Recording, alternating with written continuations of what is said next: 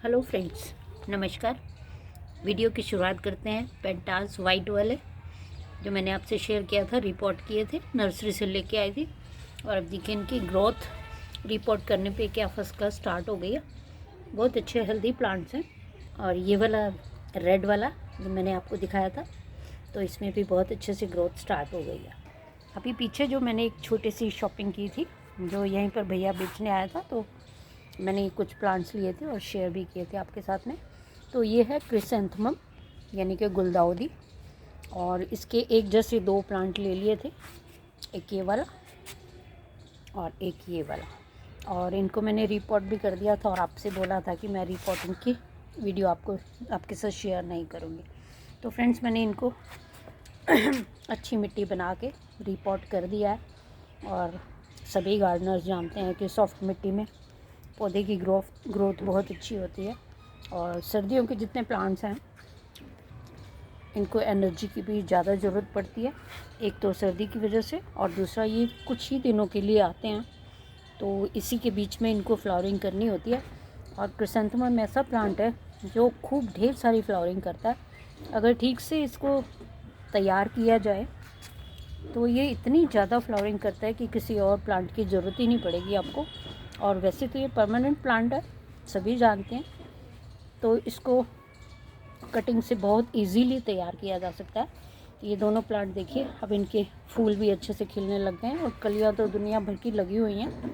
और एक ये वाइट वाला था, इसको भी मैंने रिपोर्ट कर दिया। इसका पॉट थोड़ा सा बड़ा है, तो मिट्टी हमेशा तैयार ही रहती है मेरे पास में। और अच्छी मात्रा में मैंने इनको वर्मी कंपोस्ट और थोड़ी सी पत्तों वाली खाद जो मैंने बनाई थी दी है। तो देखिए किस तरह से इनकी अच्छी ग्रोथ चल रही है। और इस वक्त यहाँ पर धूप आती है 1-1.5 घंटे के लिए, बट मैंने इनको रिपोर्ट किया था तो इसलिए यहाँ पर रखा हुआ है। अभी मैं फिर इनको फ्रंट गार्डन में रख दूँगी। और इनके फूल जब लगते हैं तो ये बहुत दिन तक चलते हैं। तो इसीलिए अगर आपके यहाँ बहुत तेज़ धूप आती है तो इनको पूरी फ्लावर खिल जाने के बाद में तेज़ धूप से हटा लें और थोड़ी जो हल्की धूप आती है वहाँ पर रख लें, तो ये करीब 1 महीने तक चल जाते हैं।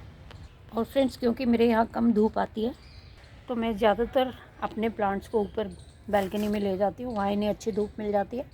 और कलियाँ खिलने के बाद मैं इन्हें नीचे के गार्डन में, या तो फ्रंट गार्डन में या मेन गार्डन में जहाँ ये अभी रखे हुए हैं, यहाँ पर ला के रख देती हूँ। तो ये फ्लावर्स बहुत दिन चलते हैं।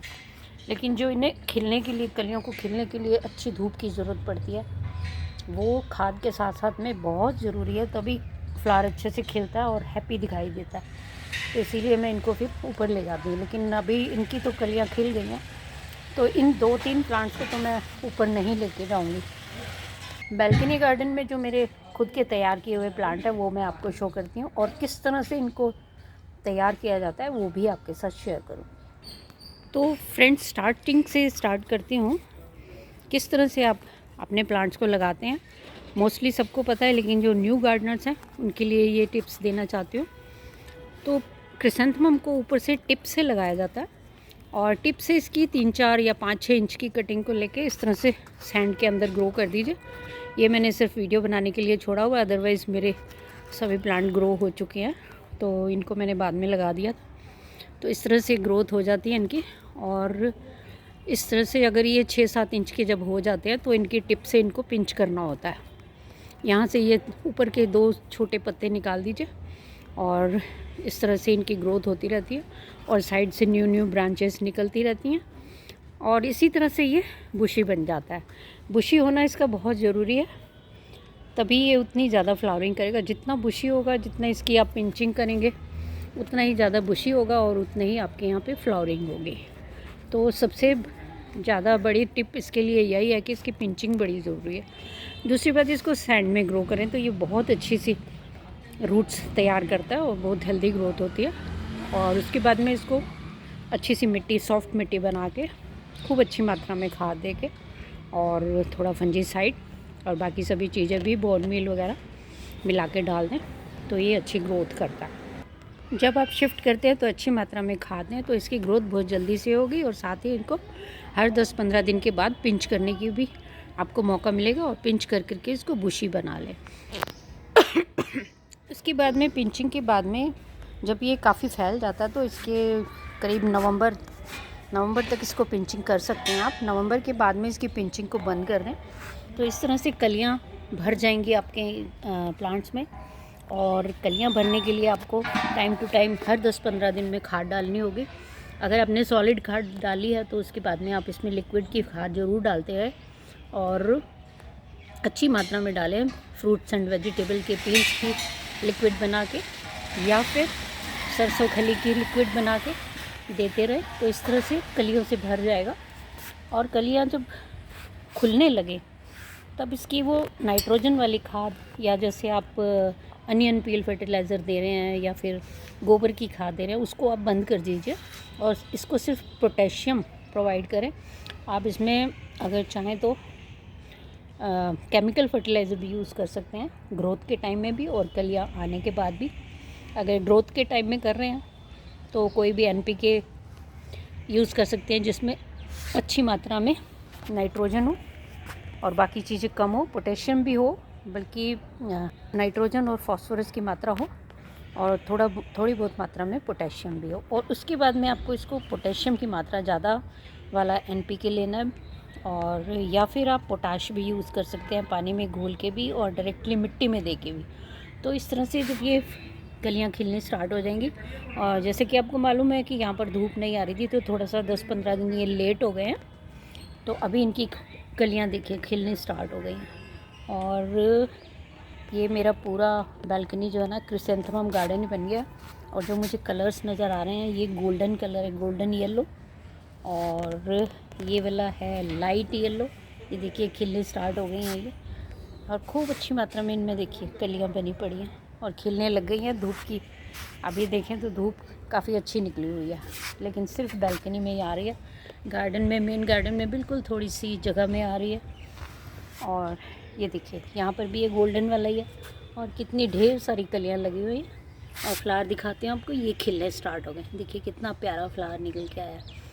और मेरे पास में पिंक कलर भी था अभी जो मुझे नज़र नहीं आ रहा, शायद वो भी अभी कलियाँ बहुत लगी हुई हैं जो खिली नहीं हैं अभी तक। तो अब जिस तरह से दिल्ली में यहाँ धूप निकलने लगी है तो सभी खिलने लग जाएंगी। हर हफ्ते 10 दिन में मैं इनको पोटेशियम या फिर बनाना पील का फर्टिलाइज़र देती रहती हूँ। कुछ ना कुछ हमेशा देते रहना चाहिए क्योंकि ये प्लांट्स थोड़े दिन के लिए ही फ्लावरिंग करते हैं। और देखिए क्रिसेंथेमम को सर्दियों की रानी कहना भी गलत नहीं होगा, इतनी अच्छी फ्लावरिंग करता है। और अपने गार्डन में तो इसे ज़रूर शामिल कर लीजिए और अगर थोड़ी सी केयर करेंगे तो ही आपको इतना खुश रखेगा कि आपको और बाकी प्लांट्स लगाने की भी ज़रूरत नहीं पड़ेगी। तो मुझे तो ये बहुत ही प्यारा लगता है और हर साल मैं इसको कट कर देती हूँ और ये अपने आप से ग्रो होता रहता है। और छोटे छोटे गमलों में लगाया हुआ है, बहुत बड़े गमले की भी ज़रूरत नहीं है। आजकल तो ड्वार्फ साइज़ के बहुत सारे प्लांट्स आते हैं, उनको तो बिल्कुल आप 3-4 इंच के गमले में भी लगाते हैं तो तब भी फ्लावरिंग कर देता है। और मैंने इनको रिपोर्ट भी नहीं किया है, बल्कि जो मैंने कटिंग्स लगाई थी उनको मैंने रिपोर्ट किया था। ये देखिए वो भी अच्छे से फ्लावरिंग कर रहे हैं। अभी मैं उसको मिस कर रही हूँ जो मेरा पिंक कलर था, तो मेरे पास अभी वाइट है, गोल्डन येलो है और ये लाइट कलर वाला येलो है। और पिंक तो बहुत ही प्यारा सा है, वो भी निकलेगा तो मैं आपको शो करूँगी। अभी फ़िलहाल तो मुझे नहीं नज़र आ रहा। तो आज की वीडियो में मुझे यही शेयर करना था। जिनके पास गुलदाउदी नहीं है वो अभी मार्केट से ले आएँ क्योंकि अभी अगर आप लगाने लगेंगे तो लेट हो जाएगा। और फ्रेंड्स ये मार्च अप्रैल तक भी चलती है मेरे पास। तो आपके यहाँ भी जिस हिसाब से मौसम होता है उस हिसाब से चलेगी और अपने कमेंट्स करके बताइएगा। तो मेरे पास तो यहाँ मार्च अप्रैल तक रहती है और क्योंकि इसमें जब फ्लावर लग जाता है वैसे ही 1 महीने तक रहता है तो ये खूब अच्छे बुके की तरह दिखाई देता है और मुझे तो बहुत ही पसंद है, मेरा फेवरेट है।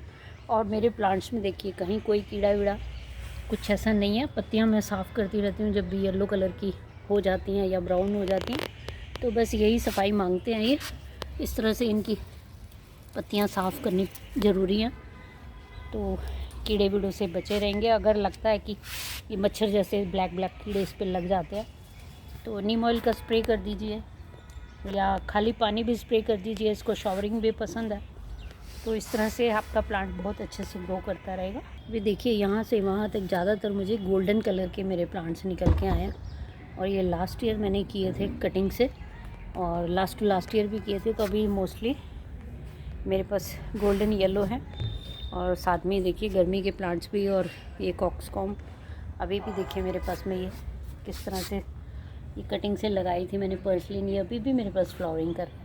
और कई प्लांट्स तो ऐसे हैं जो धूप में भी नहीं रखे हुए, यहाँ पर विंका वगैरह ये सभी बहुत अच्छे से फ्लावरिंग कर रहे हैं। तो ये देखिए शायद ये वाले जो प्लांट है ये मुझे पत्ती से नज़र आ रहा है कि शायद ये पिंक वाले होंगे। इसी टाइप की पत्ती होती थी पिंक वालों की, और लास्ट ईयर थे मेरे पास। तो इनकी कलियाँ अभी छोटी हैं, जो जल्दी इनको भी मैं शो करूँगी आपको।